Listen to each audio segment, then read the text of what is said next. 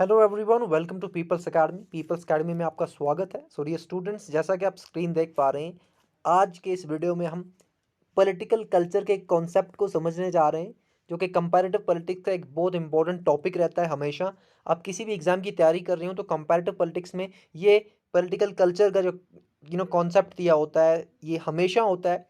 तो आज हम इस पॉलिटिकल कल्चर के कॉन्सेप्ट को डिटेल के साथ समझेंगे। एंड आज के बाद कभी भी पॉलिटिकल कल्चर को लेके आपको कंफ्यूजन नहीं होगी अगर आप एंड तक इस वीडियो को देखेंगे।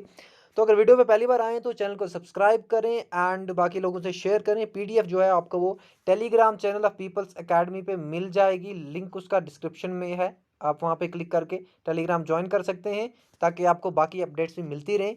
तो चलिए शुरू करते हैं एंड आज हम क्लैरिटी के साथ इस पॉलिटिकल कल्चर के आइडिया को समझते हैं। तो देखिए, सबसे पहले हम यहाँ पे समझते हैं कि एंड्रयू हेवर्ड एक पॉलिटिकल एनालिस्ट हैं। बहुत सारी किताबें लिखी हैं उन्होंने। तो ये कहते हैं कि much of the politics takes place in our heads, कि सबसे ज़्यादा पॉलिटिक्स जो है वो बेसिकली हम जब सोचते हैं तब होता है। अब यहाँ पे इनके कहने का मतलब क्या है, यहाँ पे समझते हैं हम। एंड्रयू हेवर्ड कहते हैं कि पॉलिटिक्स जो है ये शेप होता है किन किन चीज़ों से, हमारे आइडियाज़ से, हमारी वैल्यूज़ से, हमारे एजम्पशन से। और ये हमारी एजम्पशंस, आइडियाज़ और वैल्यूज़ किसको लेके, कि भाई सोसाइटी किस तरह से ऑर्गेनाइज होनी चाहिए। बिकॉज डेमोक्रेटिक सिस्टम में लोगों का बहुत इंपॉर्टेंट रोल होता है। Because democracy is all about empowering the people. ठीक है। तो लोगों के ओपिनियंस, लोगों के वैल्यूज, इनके आइडियाज, इनके एजम्पशंस, कि भाई सोसाइटी किस तरह से ऑर्गेनाइज होनी चाहिए, सोसाइटी में जो पॉलिटिकल पावर है वो लोगों के पास होना चाहिए, एंड उस पॉलिटिकल पावर की क्या लिमिटेशंस है, और बहुत सारी चीज़ें सोसाइटी में किस तरह से रिसोर्स एलोकेशन होगी। ये सारी चीज़ों को लेके हमारे जो आइडियाज़ हैं, वैल्यूज़ हैं, एजम्पशंस हैं, ये पॉलिटिक्स को शेप करते हैं। ठीक है। ये पॉलिटिकल सिस्टम्स को इफेक्ट करते हैं, ये पॉलिटिकल प्रोसेसेस को इफेक्ट करते हैं। ठीक है। क्या हमारे वैल्यूज़, आइडियाज़, एजम्पशंस की सोसाइटी किस तरह से ऑर्गेनाइज्ड होनी चाहिए। और यहां से हमें पता चलता है कि पॉलिटिकल कल्चर का बहुत इंपॉर्टेंट रोल है डेमोक्रेटिक सिस्टम्स में। अब क्या है, लोगों के जो बिलीव्स हैं, लोगों के जो सिंबल्स हैं, हमारी जो वैल्यू सिस्टम है, ये स्ट्रक्चर करता है किन चीज़ों को, कि हमारा एटीट्यूड पॉलिटिकल प्रोसेस को लेके किस तरह का होगा। और कोई भी रिजीम जो है, कोई भी पॉलिटिकल सिस्टम है, हमारे ओपिनियंस उसको लेके किस तरह के होंगे, ये स्ट्रक्चर करती हैं कौन कौन सी चीज़ें, हमारे बिलीव्स, हमारी क्या मान्यताएं हैं, हमारा क्या वैल्यू सिस्टम है। ठीक है। क्या हम एक पर्सन को सारा पावर देने में बिलीव करते हैं, या फिर हम इस वैल्यू सिस्टम में बिलीव करते हैं कि नहीं भाई, पावर जो है ये डिसेंट्रलाइज्ड होना चाहिए, पावर जो है डिस्ट्रीब्यूटेड होना चाहिए बहुत सारे लोगों में। ठीक है। क्या हमारा ये वैल्यू सिस्टम है, या फिर हम ये समझते हैं कि पावर सिर्फ एक मोनार्क के पास होना चाहिए। ये सारी चीज़ें जो हैं ये क्या करती हैं, ये स्ट्रक्चर करते हैं किन चीज़ों को, हमारे एटीट्यूड को, कि हम पॉलिटिकल प्रोसेसेस में किस तरह से इन्वॉल्व होंगे, क्या हम पॉलिटिकल प्रोसेसेस में पार्टिसिपेट करेंगे कि या नहीं करेंगे। एंड जो गवर्नमेंट होती है, जो रजीम होती है, उसको लेके हमारा क्या ओपिनियन होगा। ये सारी चीज़ों में एक बहुत इंपॉर्टेंट रोल प्ले करते हैं ये हमारे बिलीफ, सिंबल्स एंड वैल्यूज। ठीक है। I hope this is clear. अब पॉलिटिकल कल्चर को डिफाइन करते हैं। तो यहाँ पे पॉलिटिकल कल्चर को जब डिफाइन किया जाता है तो ये कहा जाता है कि political culture is a pattern of individual orientations and attitudes towards politics among the members of political system. तो देखें, एक पॉलिटिकल सिस्टम है। ठीक है। एक पॉलिटिकल सिस्टम है और लोग हैं। अब लोगों के एटीट्यूड्स और लोगों की ओरिएंटेशंस इस पॉलिटिकल सिस्टम की तरफ किस तरह की हैं, यही पॉलिटिकल कल्चर है। ठीक है। पॉलिटिकल कल्चर और कुछ नहीं है, ये हमारे एटीट्यूड्स और हमारी ओरिएंटेशंस किसकी तरफ, एक पॉलिटिकल सिस्टम की तरफ, कि कितना बिलीव हमें एक पॉलिटिकल सिस्टम में है, या फिर कितना ज़्यादा हम एक पॉलिटिकल सिस्टम में पार्टिसिपेट कर रहे हैं। ये हमारा पॉलिटिकल कल्चर है basically. It is also seen as citizens orientations towards political objects, यानी कि जो सिटीजन्स हैं, जो पॉलिटिकल ऑब्जेक्ट्स हैं, हमारा पॉलिटिकल ऑब्जेक्ट्स की तरफ किस तरह का ओरिएंटेशन है। पॉलिटिकल ऑब्जेक्ट्स मतलब बहुत सारे पॉलिटिकल इंस्टीट्यूशंस हैं, पॉलिटिकल पार्टीज हैं। पॉलिटिकल पार्टीज फॉर एग्जांपल को लेके हमारे क्या एटीट्यूड्स हैं, क्या हम पॉलिटिकल पार्टीज के आइडियोलॉजीज पे नज़र रख रहे हैं, हम पॉलिटिकल पार्टीज की जितनी भी एक्टिविटीज़ हैं, पॉलिटिकल पार्टीज के जितने भी पॉलिसीज़ हैं, क्या हम उनको पूरा जांच परख के वोट डाल रहे हैं या नहीं डाल रहे हैं। तो ये हमारी जो ओरिएंटेशन है पॉलिटिकल ऑब्जेक्ट्स को लेके, इंस्टीट्यूशंस को लेके, यही पॉलिटिकल कल्चर है। आरसी मैक्रेडिस कहते हैं कि political culture is basically commonly shared goals and commonly accepted rules. के एक सोसाइटी है, उस सोसाइटी की वैल्यूज, उस सोसाइटी के एटीट्यूड्स किसी भी पॉलिटिकल कल्चर किसी भी पॉलिटिकल सिस्टम की तरफ किस तरह के हैं। एंड ये जो सोसाइटी है, ये सोसाइटी कुछ कॉमन शेयर्ड गोल्स बनाएगी एंड उन गोल्स को पूरा करने के लिए इस पॉलिटिकल सिस्टम में कितना पार्टिसिपेट कर रही है या फिर कितना पार्टिसिपेट करेगी, तो ये डिफाइन करेगा कि उस पर्टिकुलर सोसाइटी का पॉलिटिकल कल्चर कैसा है। आगे इसको थोड़ा सा और क्लैरिटी के साथ हम समझेंगे। तो बढ़ते हैं यहाँ पे, एंड यहाँ पे आलमंड एंड पॉवल, ये दो पॉलिटिकल थिंकर्स हैं। इन्होंने क्या किया है कि इंडिविजुअल की जो ओरिएंटेशंस होती हैं, हमारे जो एटीट्यूड्स होते हैं पॉलिटिकल सिस्टम की तरफ, वो तीन तरह के होते हैं। एक होती है कॉग्निटिव ओरिएंटेशंस, यानी कि पॉलिटिकल सिस्टम को लेके हमारी नॉलेज कैसी है, पॉलिटिकल सिस्टम में कितनी पार्टीज हैं, पॉलिटिकल सिस्टम में इलेक्शन हुआ है एंड बाद में इन पॉलिटिकल पार्टीज ने किस तरह से पॉलिसीज बनाई हैं, क्या क्या पॉलिसीज बनाई हैं, कहाँ कहाँ उन पॉलिसीज ने इफेक्ट किया है। यानी कि हमारी पॉलिटिकल सिस्टम को लेके नॉलेज जो है वो कॉग्निटिव ओरिएंटेशन में आती है। इफेक्टिव ओरिएंटेशन ये होती है कि हम किसी पर्टिकुलर पॉलिटिकल प्रोसेस से कितना अटैच्ड हैं, कितना इन्वॉल्व हैं। इलेक्शन हुआ, हमारी उसमें कितनी ज़्यादा इन्वॉल्वमेंट थी, ये इफेक्टिव ओरिएंटेशन है। ठीक है। तीसरा इवैल्यूएटिव ओरिएंटेशन, के जो भी पॉलिटिकल प्रोसेसेस हैं पॉलिटिकल सिस्टम में, जो भी पॉलिटिकल इंस्टीट्यूशंस हैं, उन्होंने जो भी काम किए हैं उनको लेके हमारे ओपिनियन, हमारे जजमेंट्स, ये आता है इवैल्यूएटिव ओरिएंटेशन में। इवैल्यूएटिव ओरिएंटेशन में क्या होता है कि इसमें हम ये देखते हैं कि इस पर्टिकुलर गवर्नमेंट ने या फिर इस पर्टिकुलर पॉलिटिकल सिस्टम में जो जो चीज़ें आज तक हुई हैं वो अच्छी हुई हैं कि नहीं हुई हैं। ठीक है। एंड आगे जाके हमें अब किस गवर्नमेंट को चूज करना चाहिए, तो ये इवैल्यूएशन है यहाँ पे। ठीक है। तो ये तीन तरह की ओरिएंटेशन है हमारी या फिर लोगों की। ठीक है। किसकी तरफ, पॉलिटिकल सिस्टम की तरफ। ठीक है। और जो हमारी ये ओरिएंटेशंस होती हैं, एटीट्यूड्स होते हैं, यही पॉलिटिकल कल्चर होता है। ठीक है। कितना ज्यादा आप ओरिएंटेड हो किसी पॉलिटिकल सिस्टम की तरफ, किसी पॉलिटिकल प्रोसेस की तरफ। ठीक है। यही पॉलिटिकल कल्चर है और कोई बहुत रॉकेट साइंस नहीं है पॉलिटिकल कल्चर। अब यहां पे हम देखते हैं आलमंड एंड वर्बा का कॉन्सेप्ट ऑफ सिविक कल्चर। तो देखें, ये दो पॉलिटिकल थिंकर थे। अब सबसे पहले मैं आपको बताता हूं कि पॉलिटिकल कल्चर का जो ये आइडिया है, ये कब डेवलप होने लगा पॉलिटिकल साइंसेस में। तो 1950s 60s में क्या हुआ कि बिहेवियरल अप्रोच डेवलप हुआ, और बिहेवियरल अप्रोच ने ये कहा कि भाई सिर्फ इंस्टीट्यूशंस को नहीं पढ़ना है, हमने ये भी देखना है कि जो लोग हैं वो पॉलिटिकल प्रोसेसेस में किस तरह से बिहेव करते हैं, एक्चुअल बिहेवियर क्या है लोगों का पॉलिटिकल प्रोसेसेस में, पॉलिटिकल एक्टिविटीज में। ये भी बहुत ज़रूरी है हमें समझना। एंड यहीं से शुरुआत होती है बिहेवियरल अप्रोच की। बिहेवियरल अप्रोच बेसिकली क्या करता है, एक साइंटिफिक स्टडी करता है किसकी, लोगों की एक्चुअल पार्टिसिपेशन की पॉलिटिक्स में। तो 1950s 60s में जब बिहेवियरल अप्रोच डेवलप हुआ, इमर्ज हुआ, तो इसी टाइम पे पॉलिटिकल कल्चर को भी पढ़ा जाने लगा। क्योंकि जब हम लोगों के बिहेवियर को पढ़ेंगे, जब हम ये देखेंगे कि लोग कितना पार्टिसिपेट कर रहे हैं, बहुत ज़्यादा पार्टिसिपेशन है या फिर बहुत कम पार्टिसिपेशन है, इसी से तो हमें पता चलेगा कि लोगों की ओरिएंटेशन पॉलिटिकल सिस्टम को लेके किस तरह की है। ठीक है। तो पॉलिटिकल कल्चर जो था ये बिहेवियरल अप्रोच से बिहेवियरल अप्रोच की वजह से आया। एंड इसके बाद अब क्या होता है कि आलमंड एंड वर्बा एक किताब लिखते हैं सिविक कल्चर। अब बेसिकली वो करते क्या हैं, वो एक सर्वे करते हैं डेमोक्रेटिक कंट्रीज की, जिसमें यूएसए था, यूके था, West Germany, Italy and Mexico. इन 5 कंट्रीज की वो सर्वे करते हैं।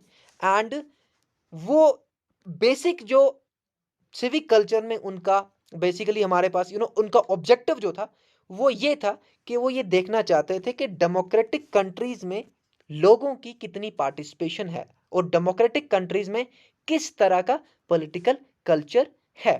ये बेसिकली कोर आइडिया था सिविक कल्चर का। अब इसके बाद क्या हुआ, Almond and Verba set out to identify political culture that most effectively upheld democratic politics. और आलमंड एंड वर्बा ये आइडेंटिफाई करना चाहते थे, इनका मेजर ऑब्जेक्टिव ये आइडेंटिफाई करना था कि डेमोक्रेटिक पॉलिटिक्स यानी कि डेमोक्रेटिक कंट्रीज में किस तरह का पॉलिटिकल कल्चर सबसे ज्यादा इफेक्टिवली काम करता है, सबसे ज्यादा इफेक्टिवली जो पॉलिटिकल कल्चर पाया जाता है डेमोक्रेटिक कंट्रीज में वो कौन सा है। ठीक है, ये इनका ऑब्जेक्टिव था और ये 5 कंट्रीज की इन्होंने सर्वे की। ठीक है, एंड उसके बाद there is one more thing, Almond and Verba जो है ये 3 तरह के पॉलिटिकल कल्चर्स की क्लासिफिकेशन करते हैं, और जिसमें से एक हमारे पास है participant political culture, subject political culture and parochial political culture. यहां पे आपको कंप्लीट अंडरस्टैंडिंग हो जाएगी पॉलिटिकल कल्चर की।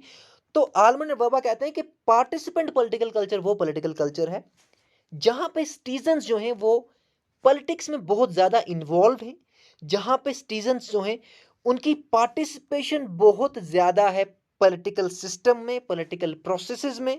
ठीक है, एंड लोग जो हैं वो पूरी तरह से अपना इंटरेस्ट जो है वो political system and political processes में दिखाते हैं। इस तरह के पॉलिटिकल कल्चर को हम कहते हैं पार्टिसिपेंट पॉलिटिकल कल्चर। ठीक है, जहां पे लोगों को पॉलिटिकल सिस्टम की समझ है और वो पॉलिटिकल सिस्टम में पार्टिसिपेट कर रहे हैं और वो ये समझते हैं कि पॉलिटिकल सिस्टम में पार्टिसिपेशन जो है ये पॉलिटिकल प्रोसेसेस को अफेक्ट करता है। ठीक है, तो जब इन्होंने क्लासिफाई किया तो इन्होंने यूएसए, नॉर्वे, स्वीडन ऐसी कंट्रीज को पार्टिसिपेंट पॉलिटिकल कल्चर में डाल दिया कि ये ऐसी कंट्रीज हैं जहां पे पार्टिसिपेंट पॉलिटिकल कल्चर है। देन दूसरा हमारे पास है subject political culture. Subject political culture में क्या है, हम ऐसा कह सकते हैं कि कुछ ऐसे एरियाज हैं जहां पे लोग एक्टिवली पार्टिसिपेट कर रहे हैं, बट कुछ ऐसे भी एरियाज हैं जहां पे लोग एक्टिवली पार्टिसिपेट नहीं कर रहे। तो यहां पे क्या है, लिमिटेड पार्टिसिपेशन है, फुल पार्टिसिपेशन नहीं है लोगों की पॉलिटिकल प्रोसेसेस में।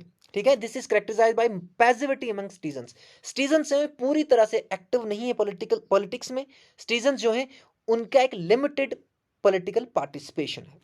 जैसे कि यूएसएसआर की इन्होंने एग्जांपल दी कि सब्जेक्ट पॉलिटिकल कल्चर में यूएसएसआर आता है। देन हमारे पास पैरोकियल पॉलिटिकल कल्चर है। ये इस तरह का पॉलिटिकल कल्चर है जहां पर लोग जो हैं वो पॉलिटिकल सिस्टम में पार्टिसिपेट नहीं कर रहे हैं, ना ही उनको नॉलेज है पॉलिटिकल सिस्टम की और ना ही वो पॉलिटिकल सिस्टम में एंड पॉलिटिक्स में इंटरेस्ट दिखा रहे हैं। This is marked by the absence of a sense of citizenship, यानी कि एक सेंस ऑफ सिटीजनशिप भी नहीं है कि भाई हम इस कंट्री के सिटीजन हैं, हमको इस कंट्री में इस कंट्री के पॉलिटिकल प्रोसेसेस में क्या करना चाहिए, हमें पार्टिसिपेट करना चाहिए, क्योंकि हमारी पार्टिसिपेशन से ये पॉलिटिकल जो सिस्टम है एंड ये जो गवर्नमेंट है ये इफेक्ट होगी और डिफरेंट पॉलिसीज बनाएगी जो हम चाहते हैं। इस तरह का कोई सेंस नहीं है लोगों में जो पैरोकियल पॉलिटिकल कल्चर में जो कंट्रीज आती हैं। ठीक है, जैसे कि क्यूबा है, नॉर्थ कोरिया है। ठीक है, तो ये 3 तरह के पॉलिटिकल कल्चर्स की क्लासिफिकेशन दी इन्होंने। एंड इसके बाद हम आगे बढ़ते हैं थोड़ा सा, एंड यहाँ पे क्या है, आलमंड एंड वर्बा ने ये एक्सेप्ट किया, ये आइडिया दिया कि पॉलिटिकल कल्चर जो है, जो पार्टिसिपेंट पॉलिटिकल कल्चर है, ये सबसे ज्यादा पाया जाता है डेमोक्रेटिक आइडियल यानी कि डेमोक्रेटिक कंट्रीज में। ठीक है, डेमोक्रेटिक सिस्टम्स जो है वहां पे सबसे ज्यादा पार्टिसिपेंट पॉलिटिकल कल्चर देखा जाता है। एंड जब इन्होंने सिविक कल्चर का आइडिया दिया, उन्होंने ये कहा कि सिविक कल्चर जो है ये तीनों पॉलिटिकल कल्चर्स का एक मिक्सचर है, एक ब्लेंड है। ठीक है, so political culture according to Almond and Verba जो सिविक कल्चर का आइडिया है, सिविक कल्चर का आइडिया ये है कि जो पॉलिटिकल कल्चर है डेमोक्रेटिक कंट्रीज में बेसिकली वो क्या है, वो ब्लेंड है इन तीनों पॉलिटिकल कल्चर्स का, सब्जेक्ट, पार्टिसिपेंट एंड पैरोकियल।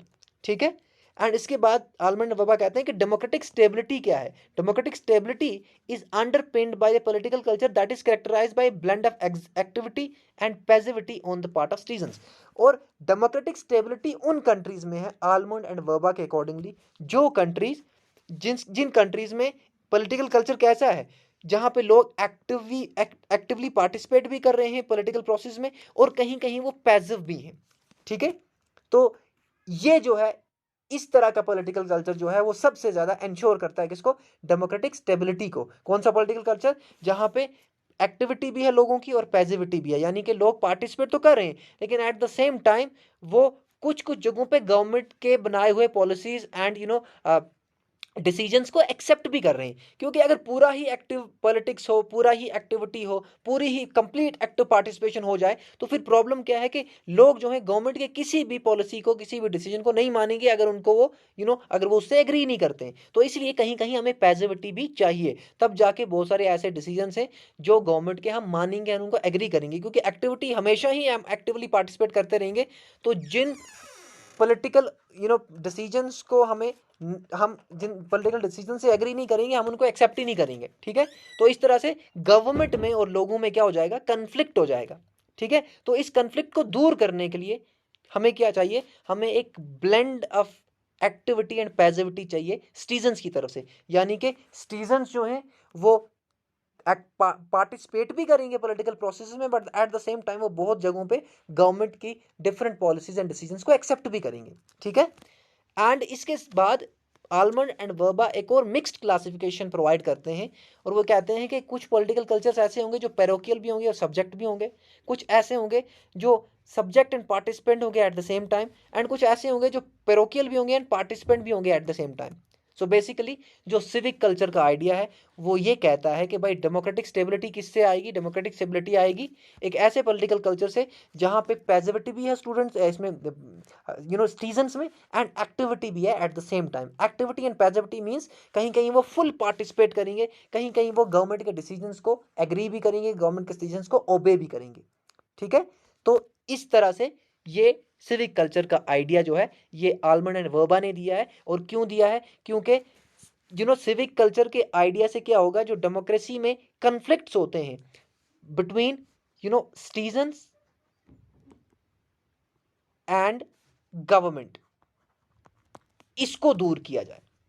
आगे बढ़ते हैं एंड यहां पे समझते हैं, हम थोड़ा सा क्रिटिसिज्म देख लेते हैं कि डेमोक्रेटिक जो सिविक कल्चर आइडिया है, सिविक कल्चर अप्रोच जो है आलमंड एंड वर्बा ने जो दिया है, इसको बहुत थिंकर्स ने फुल क्रिटिसिज्म इसका किया है।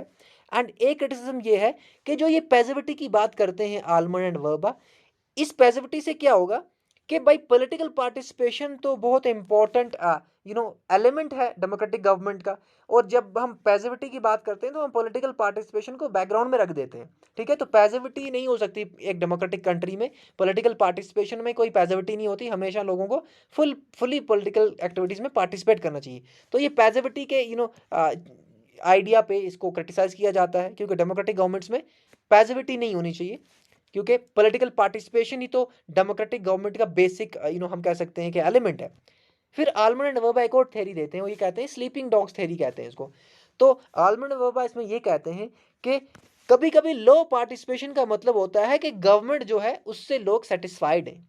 ठीक है, democratic culture that implies that low participation indicates broad satisfaction with the government। तो आलमंड एंड वर्बा कहते हैं स्लीपिंग डॉग्स थ्योरी के अकॉर्डिंगली कि भाई लो पार्टिसिपेशन का मीनिंग कभी कभी क्या होता है कि लोग गवर्नमेंट से सेटिस्फाइड हैं, बट कभी कभी ऐसा भी नहीं हो सकता कि लोग बिल्कुल ही पार्टिसिपेट ना करें। इसका ये मतलब भी हो सकता है कि लोगों को पार्टिसिपेशन के पावर्स नहीं है, या फिर लोगों को नॉलेज नहीं है पॉलिटिकल कल्चर को लेके, पॉलिटिकल सिस्टम को लेके, तो इससे एलियनेट हो जाएंगे लोग। ठीक है, अगर वो बिल्कुल ही लो पार्टिसिपेशन हो जाएगी तो फिर तो जो मर्जी आएगा पॉलिटिकल पार्टीज को, लीडर्स को, एग्जीक्यूटिव्स को, वो तो वही करेंगे। तो पार्टिसिपेशन बहुत ज़रूरी है। ठीक है, लेकिन आलमंड वर्बा कहते हैं कि कहीं कहीं पैसिविटी होनी चाहिए, लेकिन क्रिटिक्स जो है वो ये नहीं मानते कि पैसिविटी क्या करेगी, एलिनेट कर देगी लोगों को। Then Almond and Verba approaches treat political culture is homogenous. और एक और क्रिटिसिज्म ये है कि आलमंड एंड वर्बा जो ये कहते हैं कि जो पॉलिटिकल कल्चर है, पॉलिटिकल कल्चर को वो होमोजेनस समझते हैं। Homogeneous means similar type of जो लोग हैं वही एक पर्टिकुलर पॉलिटिकल सिस्टम में, और उनका एक ही तरह का पॉलिटिकल कल्चर हो सकता है। ठीक है, बट इससे क्या होगा, आलमंड एंड वर्बा कुछ और चीज़ों को क्या करते हैं, ये हम कह सकते हैं कि साइडलाइन कर देते हैं। उसमें से देखिए पॉलिटिकल कल्चर एक ही तरह का नहीं हो सकता, और सारे लोगों का एक ही तरह का ओरिएंटेशन नहीं हो सकता, क्योंकि एक ही पॉलिटिकल कल्चर में लोग डिफरेंट क्लास के भी होंगे, डिफरेंट कास्ट के भी होंगे, रेस के भी होंगे, डिफरेंट जेंडर्स के भी होंगे। तो उन डिफरेंट क्लास के, डिफरेंट रेस के, डिफरेंट जेंडर के लोगों का एक ही तरह का एटीट्यूड तो नहीं होगा ना गवर्नमेंट को लेके, कोई गवर्नमेंट में किसी का वैल्यू सिस्टम गवर्नमेंट में ज़्यादा बिलीव करने को कहता है, कुछ ऐसे लोग हैं जिनका वैल्यू सिस्टम ये कहता है कि भाई वोट ही नहीं डालना है, पार्टिसिपेट ही नहीं करना है, हमको क्या करना है, गवर्नमेंट को किसकी भी बने डजेंट मैटर, ठीक है, जैसा कि आज भी होता है। बहुत सारे लोग ये समझते हैं कि वोट डालने ना डालने से कोई फर्क नहीं पड़ता, ठीक है, बट उसी टाइम में उसी रीजन में ऐसे भी लोग होंगे जो कहते हैं कि वोट बहुत इंपॉर्टेंट है, ठीक है, और ऐसी चीज़ों को आलमंड नवाब साइड लाइन करते हैं, वो सब कल्चर्स को बेसिकली अवॉइड करते हैं और वो समझते हैं कि पॉलिटिकल कल्चर सा होमोजेनस, बट ऐसा नहीं है, ठीक है। एंड देन हमारे पास एक और इंपॉर्टेंट पर्सपेक्टिव है, that is Marxist perspective of culture. Political culture का जो मार्क्सिस्ट पर्सपेक्टिव है ये हमें समझना है। तो कार्ल मार्क्स कहते हैं कि जो वैल्यूज, बिलीव्स एंड आइडियाज हैं ये बहुत पावरफुल होते हैं किसी भी कंट्री में, किसी भी रीजन में, किसी भी स्टेट में। अपनी बुक जर्मन आइडियोलॉजी में Karl Marx and Friedrich Engels ये कहते हैं, ये इनका एक बहुत इंपॉर्टेंट कोट है, the ideas of ruling class. जो रूलिंग क्लास है उनके जो आइडियाज होते हैं बेसिकली वो रूलिंग आइडियाज होते हैं, ठीक है। एंड रूलिंग क्लास कौन है? रूलिंग क्लास है वो क्लास जिनके पास इकोनॉमी कंट्रोल में है, जिनके, ठीक है, जो इकोनॉमी को कंट्रोल कर रहे हैं, ठीक है, जिनके पास फोर्सेज ऑफ प्रोडक्शन है। फोर्सेज ऑफ प्रोडक्शन मतलब जिनसे हम प्रोड्यूस करते हैं, फोर्सेज ऑफ प्रोडक्शन जिनके पास है वही रूलिंग क्लास है। और उसी रूलिंग क्लास के जो आइडियाज होते हैं वो बाकी सारी सोसाइटी को डोमिनेट करते हैं, ठीक है। मार्क्सिस्ट कहते हैं कि class in which ruling material, class which is the ruling, which is ruling material forces of society, वो क्लास जो मटीरियल फोर्सेस को डोमिनेट करती है, वही क्लास इंटेलेक्चुअल फोर्सेस को भी, यानी कि आइडियाज को भी डोमिनेट करती है। आई होप आप समझ रहे हैं। तो बेसिकली मार्क्सिस्ट जो है ये आइडियोलॉजिकल यहाँ पे डोमिनेशन की बात कर रहे हैं। वो ये कहते हैं कि एक तरफ हमारे पास बेस है जो कि है इकोनॉमी, ठीक है, जो कि है इकोनॉमी को बेस कहते हैं, और सुपर स्ट्रक्चर दूसरी चीज है जो हमारे पास है, रिलीजन है, हमारा पॉलिटिक्स है, हमारा नॉलेज है, बाकी सारी चीज़ें। तो वो कहते हैं, मार्क्सिस्ट कहते हैं कि इकोनॉमी ही डिटरमाइन करेगी कि पॉलिटिकल कल्चर कैसा होगा, रिलीजन किस तरह का होगा, ये इकोनॉमी तय करेगी। और इकोनॉमी ही अफेक्ट करती है रिलीजन को, पॉलिटिक्स को, लोगों के एटीट्यूड्स को। क्यों? क्योंकि ये इकोनॉमी किनके पास है? उन लोगों के पास है जो इलीट लोग हैं, जिनको कैपिटलिस्ट कहा मार्क्स ने, ठीक है। तो मार्क्सिस्ट के अकॉर्डिंगली जो रूलिंग क्लास है, रूलिंग क्लास के ही आइडियाज जो हैं पूरी सोसाइटी पे डोमिनेट करते हैं, ठीक है। एंड मार्क्स पॉलिटिकल कल्चर को लेके दो चीजें कहते हैं। एक वो ये कहते हैं कि कल्चर है class specific, class specific in the sense के हर एक क्लास का एक पर्टिकुलर पॉलिटिकल कल्चर है। और दूसरी चीज वो ये कहते हैं कि ideas of ruling class private society and became the ruling ideas. और रूलिंग क्लास के जो आइडियाज होते हैं वो पूरी सोसाइटी को डोमिनेट कर लेते हैं। और यहां से हमने क्या देखा, political culture basically according to Marxist क्या है, एक बुर्जुआजी आइडियोलॉजी है। पॉलिटिकल कल्चर और कुछ नहीं है, एक बुर्जुआजी आइडियोलॉजी है। क्योंकि मार्क्सिस्ट ये भी समझते हैं कि भाई जो स्टेट है, स्टेट क्या है, स्टेट क्रिएशन है कैपिटलिस्ट्स की, ठीक है, कैपिटलिस्ट्स की क्रिएशन है स्टेट। एंड कैपिटलिस्ट ने स्टेट इसीलिए बनवाया है ताकि जो ये रूलिंग क्लास है, सॉरी जो ये वर्किंग क्लास है, जो कि डोमिनेट की गई है कैपिटलिस्ट क्लास के द्वारा, ये कभी विद्रोह ना कर दें और हमारी प्रॉपर्टी जब्त ना कर दें, हमें हटा ना दें, ठीक है। तो स्टेट एक तरह का प्रोटेक्शन वॉल है कैपिटलिस्ट के लिए। लेकिन हम लोगों को क्या लगता है, वर्किंग क्लास को क्या लगता है, जो स्टेट है, स्टेट में डेमोक्रेटिक सिस्टम है, डेमोक्रेसी है, हमारे पास पावर है वोट करने का। बट एक्चुअल चीज़ें क्या है, डेमोक्रेसी में भी आज आप देख रहे हैं कैपिटलिस्ट को ही फायदा हो रहा है, कैपिटलिस्ट ही और ज़्यादा अमीर होता जा रहा है। बट हम किस धोखे में कि भाई जो स्टेट में डेमोक्रेटिक सिस्टम है, ये डेमोक्रेटिक सिस्टम हमें पावर देता है। तो बेसिकली डेमोक्रेटिक सिस्टम हमको पावर देता है, ये आइडिया ही किसने दिया है, कैपिटलिस्ट ने, ताकि ये वर्किंग क्लास हमेशा इस इल्यूजन में रहे कि डेमोक्रेटिक सिस्टम में लोगों के पास पावर है, और जब लोगों के पास पावर है तो वो कोई भी चीज़ टर्न डाउन कर सकते हैं। बट ऐसा एक्चुअल में नहीं है। ये आइडिया जो है, डेमोक्रेटिक सिस्टम का आइडिया जो है, ये भी एक तरह का कैपिटलिस्ट का ही आइडिया दिया गया है, जो कि बाकी सारी सोसाइटी पे क्या कर रहा है, डोमिनेट कर रहा है बाकी सारी सोसाइटी को। सो ये जो मटेरियल फोर्सेस को कंट्रोल करते हैं, यही इंटेलेक्चुअल फोर्सेस को भी कंट्रोल करते हैं, ये आइडियाज़ को भी कंट्रोल करते हैं। और समवेयर डाउन द लाइन ये आइडियाज़ जो हैं हम मानते हैं, बट हमें समझ नहीं आ रही है कि ये सारे आइडियाज़ बेसिकली एक एलीट क्लास के हैं, एक कैपिटलिस्ट क्लास के हैं, ठीक है। I hope this is clear. So आगे बढ़ते हैं। एक और इम्पोर्टेंट कंपोनेंट है neo Marxist view of political culture. और neo Marxist view of political culture असल में एंटोनियो ग्राम्शी ने दिया है, जो क्लास का और कल्चर का बहुत यूनिक कॉन्सेप्ट देते हैं। और ग्रामशी ये कहते हैं कि जो क्लास सिस्टम है, यानी कि हमारे पास एक तरफ से बुर्जुआजी क्लास है जो कैपिटलिस्ट हैं बेसिकली, एक हमारे पास है प्रोलिटरिएट क्लास जो कि वर्कर्स हैं। ठीक है, तो ये बुर्जुआजी क्लास जो है प्रोलिटरिएट क्लास को डोमिनेट करती है, एक्सप्लॉइट करती है।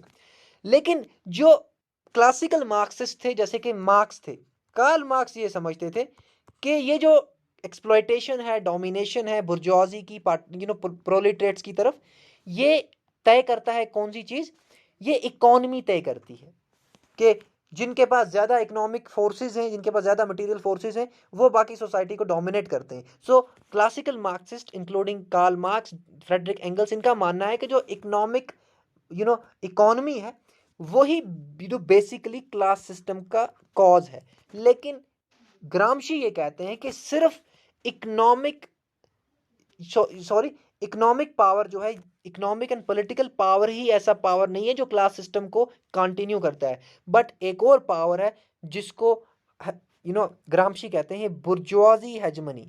यानी कि एक एक एक इस तरह का स्पिरिचुअल एंड कल्चरल सुपरमेसी किसकी, रूलिंग क्लास की, जो सिविल सोसाइटी के थ्रू स्प्रेड होती है, मास मीडिया के थ्रू स्प्रेड होती है, चर्चेस के थ्रू, ट्रेड यूनियंस के थ्रू, जिसको एंटोनियो ग्रामशी ने कहा हेजेमनी का कॉन्सेप्ट दिया।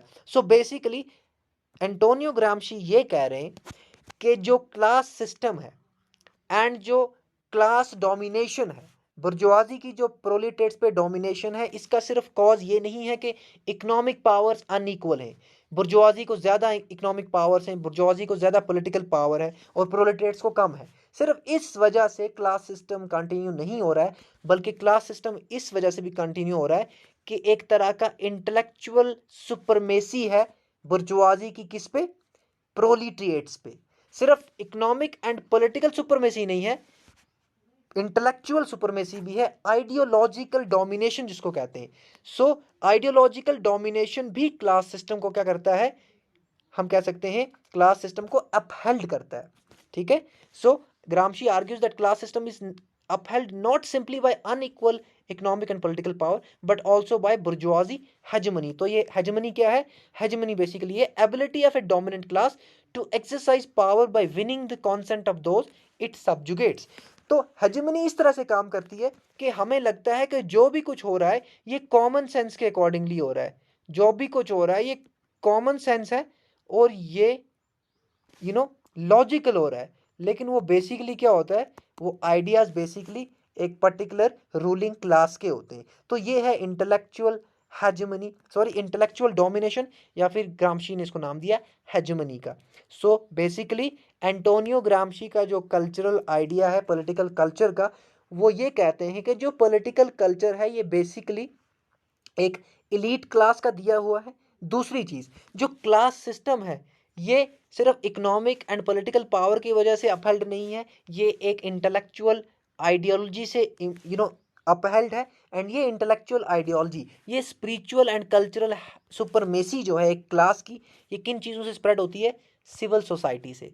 और सिविल सोसाइटी इसको मास मीडिया के थ्रू, चर्चिज के थ्रू, स्कूल्स के थ्रू, यूथ मूवमेंट्स के थ्रू क्या करती है, बाकी सारी लोगों में स्प्रेड करती है। और हमें ऐसा लगता है कि ये सारी चीज़ें जो हैं ये कॉमन सेंस के अकॉर्डिंगली हो रहे हैं, ये लॉजिकल हो रहे हैं, लेकिन बेसिकली ये एक स्पिरिचुअल एंड कल्चरल डोमिनेशन है किसकी, एक अपर क्लास की, जिनको बुर्जुआजी कहा जाता है और जिसको ग्रामशी ने कहा कि यही हेजेमनी है। ठीक है, तो हेजेमनी देखें, आप आज जीन्स लगाते हैं, आज आप रोटी नहीं प्रेफर करते, you are having burgers, you are having fast foods, you are having a western kind of culture, और आपको ऐसा लगता है कि ये मैं अपनी मर्जी के अकॉर्डिंगली पहना हूँ, बट ऐसा है नहीं। इट्स ए हेजेमोनिक आइडिया, जो लगता है हमें कि ये मर्जी से हो रहा है, बट वो मर्जी से नहीं हो रहा है, उसके पीछे बहुत सारी फोर्सेस हैं, मीडिया है, डिफरेंट। अब आज आप देख रहे हैं कि हमारे पास कॉन्वेंट स्कूल सिस्टम है, कॉन्वेंट स्कूल्स में हम different western type of uniforms, western type of prayer, सुबह से शाम तक एक पूरा वेस्टर्न लाइफ, वेस्टर्न कल्चर को जी रहे हैं। एंड हमको ऐसा लगता है कि हम अपनी मर्जी से कर रहे हैं, बट नहीं, ये हमें बताया गया है through out media, through out world, media के थ्रू, टेलीविजन के थ्रू ये बताया गया है कि यही चीज़ बेस्ट है। ठीक है। ये अगर कॉन्वेंट एजुकेशन नहीं हो, वेस्टर्न एजुकेशन नहीं हो तो कुछ नहीं होगा। सो ये जो मास मीडिया के थ्रू ये सारी चीज़ें बताई गई हैं, basically cultural and spiritual hegemony है जो हमें कॉमन सेंस लगती है। और ये सबसे डेंजरस टाइप ऑफ डोमिनेशन है। इकोनॉमिक एंड पॉलिटिकल डोमिनेशन इतनी डेंजरस नहीं है क्योंकि ये कभी भी रिप्लेस की जा सकती है, बट आइडियोलॉजिकल डोमिनेशन सबसे डेंजरस टाइप ऑफ डोमिनेशन है, क्योंकि आपने एक बार कोई चीज़ मान ली, फिर आप उसी के अकॉर्डिंगली चलते हो और आपको लगता है कि ये मेरी कॉमन सेंस है, बट वो होती नहीं है। ठीक है। So this was the idea political culture, and these were the views from Alman and Verba idea of civic culture, his types of civic culture, the participant, subject and parochial, and then the mixed political cultures and the idea of civic cultures। ये सारी चीज़ें हमने देखी आज। Criticism देखा, Marxist view देखा, then neo Marxist view देखा। So that's all for today. Have a nice day. Thank you so much. And PDF आपको टेलीग्राम चैनल पर पीपल्स अकेडमी में मिल जाएगी।